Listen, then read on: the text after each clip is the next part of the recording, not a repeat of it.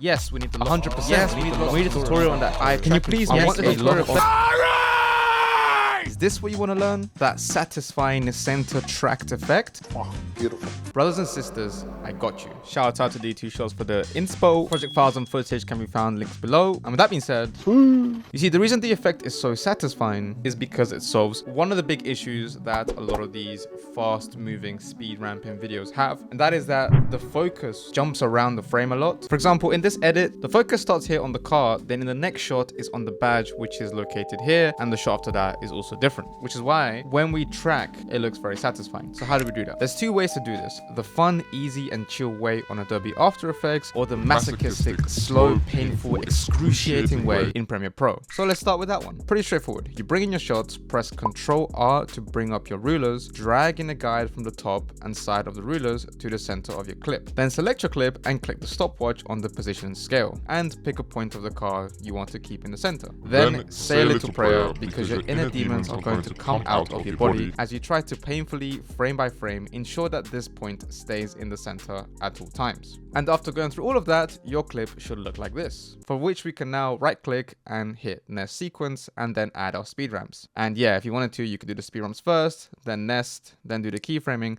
It doesn't matter. But what does matter is liking this video, as we're now going to do it the better way. I'm going to be using some footage by ZRA Performance, who made this sequence in Blender. So check his Instagram out. He also does some photo scans with his family business. Let's start with this wheel shot. So what we're going to use is stabilize motion in our tracker window. If you don't have it, you go to Window, Tracker, and you see that if I try to apply it now, we get an error message saying that we can't use it with a time remapped layer. So we have to right click, pre-compose, and we have to move all attributes to new composition. We can call this wheel. And we're going to click stabilize motion. Now this is going to come up with a track point. The inner square tells After Effects what the object is. Make sure there's enough contrast here so that it's easier for After Effects to track it. The outer square is the tracking zone. So if your clip moves really fast past this, it may not see it. And as a rule of thumb, the bigger the outer square, the longer the tracking takes. Now we want to track something that's going to be consistently seen throughout the clip. In this case, this little bolt here. So I'm going to go to the end of the clip and I'm going to move this to track the bolt. You can track forward, you can track backwards depending on your clip. I like to do a few frames at a time just to start with. And if I go backwards one frame, you can see it already jumped. And the reason it jumped and it's somewhere else is because the distance from this point to the next point is outside the bounds of the square. So that means we're going to have to make the square slightly bigger. And now if we move one frame backwards, you see we are now perfectly tracked. So once you do 1 or 2 frames, you can now press analyze backwards. Once you have tracked for all the frames, all you gotta do is go to edit target and make sure it is the same layer that you started with. Click OK, and then you click apply,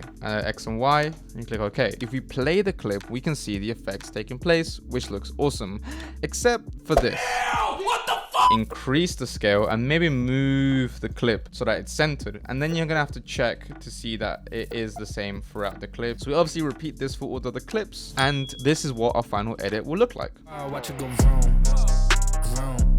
Now, if you want to know how I made these speed ramping boomerang effects on Adobe After Effects, then check this video here to learn how. And if you want this project, you can check the link in the description below. Thanks to all the Patreons, and with that being said, I will see you in the next video.